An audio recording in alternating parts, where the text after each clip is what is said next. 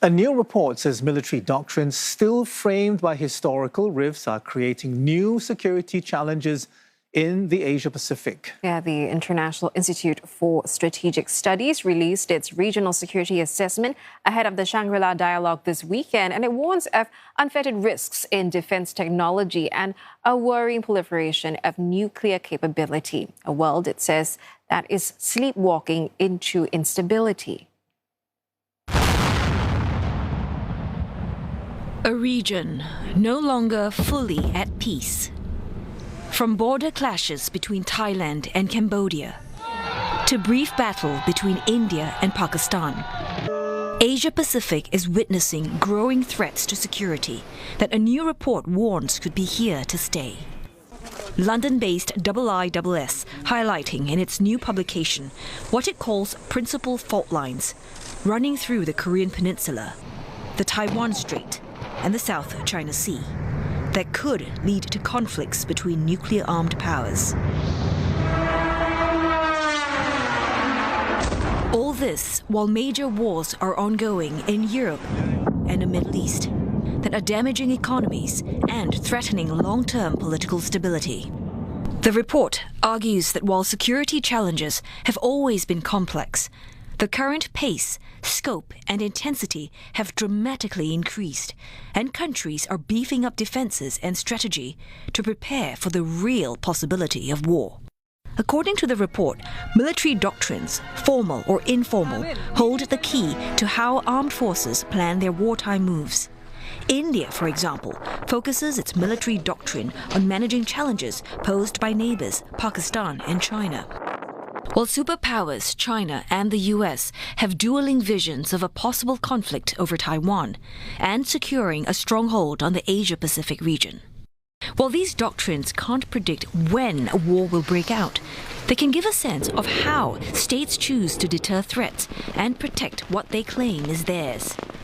They are largely still shaped by geography, as seen in border and maritime disputes. Asia-Pacific is particularly vulnerable to shifting geopolitical tides in the Indian Ocean, especially for energy transits and trade routes. The most telling, recent illustration, Iran's chokehold of the Strait of Hormuz and the US's blockade of the waterway, triggering a global energy crisis. Another risk fueling the flames of war, the rise of artificial intelligence, drone warfare, and quantum technology as countries battle for tech supremacy. And finally, the report warns of a growing threat of nuclear war. China and North Korea's growing arsenals have pushed regional states towards expanding their own nuclear capabilities. The report warns that these developments, if left unchecked, are pushing the world closer to a new nuclear arms race, with the Asia-Pacific at its center. I spoke with Dr. Evan Laxmana, Senior Fellow at the IISS and editor of the Institute's Asia-Pacific Security Assessment Report. He says countries no longer regard conventional war as far-fetched and warns of a growing nuclear race in the Asia-Pacific. I think in the last year alone, in 2025 in particular, we've seen direct border wars between Thailand and Cambodia. We've seen the war in terms of the South Asian continent as well. And so when you look at that and when you look at how the frequency of conflicts within the region and that are affecting the region directly have become much more intense. And certainly the war in the Gulf has a direct implications for the region as well. And so you have a very challenging and combustible mix between internal security challenges that's always been there, a major security flashpoints that remain unresolved, as well as the lack of what I would say restraint when it comes to conventional wars. That lack of restraint is now fraying, and in fact states are no longer seeing conventional war as something that's far-fetched. Right. So I want to pick up on that particular point. So it's not just about the number of conflicts. It's how they're being fought as well. How much of a change has that been? Well, I mean, as we've seen with regards to the Thai-Cambodian war, as we've seen with regards to India and Pakistan, there are some parts of how they fought those wars feels somewhat similar with what we've seen in Ukraine, for example, in terms of the use of drones, the use of missiles, the use of advanced fighter aircraft. So in that sense, it is conventional use of military assets, but the ways in which they've done it, I think, is not at the scale of what we've seen in Ukraine, of course. But because they have not done this before, this is relatively new in that sense, that means the next time around, it might be worse. Right. I want to pick up again on that particular point about military doctrine. It's a special topic in your report.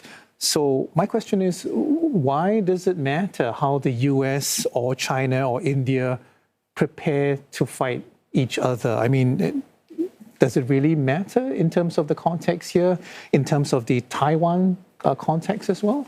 So in an interesting way, a military doctrine can almost become a self-fulfilling prophecy, because the idea is that you train how you want to fight.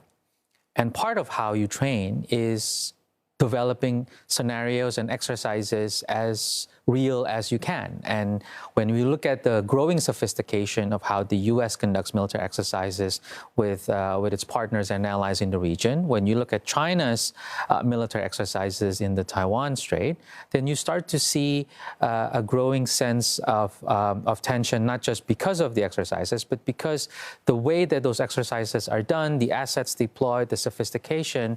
If there are accidents or miscalculations, if there are misinterpretations of those exercises, then I think the risk of conflict, grows as well. And so the doctrinal documents, prescriptions, force development, exercises, these are all important signs of how serious should we be anticipating a future conflict, how that future conflict might be fought, and to what extent can we find ways to mitigate those risks. I want to ask you about geography now, also a major component of your report.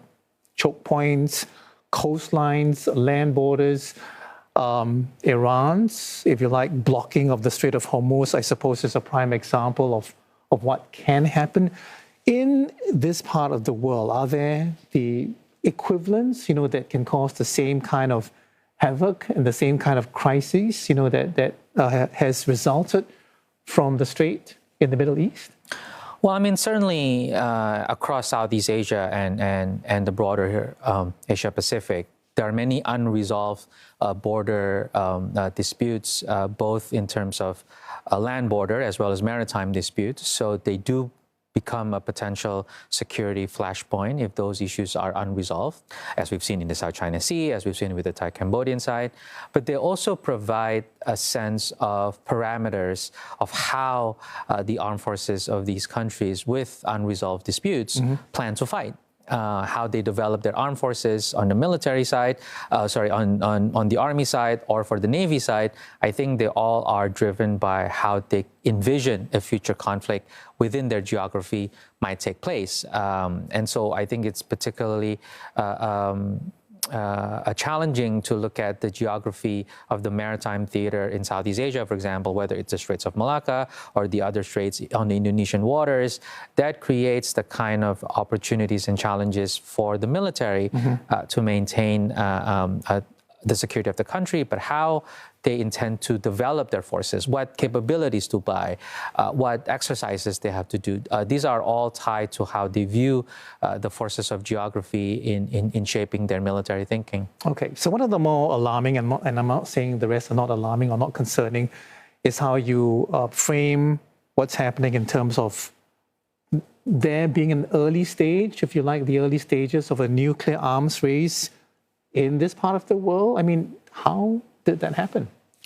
Well, I think, first of all, the nature of arms control and non-proliferation regimes have been slowly decaying, I think. And in the last few years, we've seen sort of a much more hardened position to not return to arms control. Russia, China, US, I think certainly are at the top of that list. But also the growing modernization of nuclear weapons, the growth in nuclear arsenals. US military reports make it a point that China continues to grow its nuclear forces. And so when you have, on the one hand, a weakening, if almost decaying state of arms control, you have the growing modernization and number of nuclear weapons between nuclear armed states. And when you add in conventional missile capabilities that are increasingly sophisticated, which in some contexts could be seen as undermining nuclear deterrence. This is where I think you start to see countries responding to each other's force modernization and nuclear development, hence the beginning of an arms race.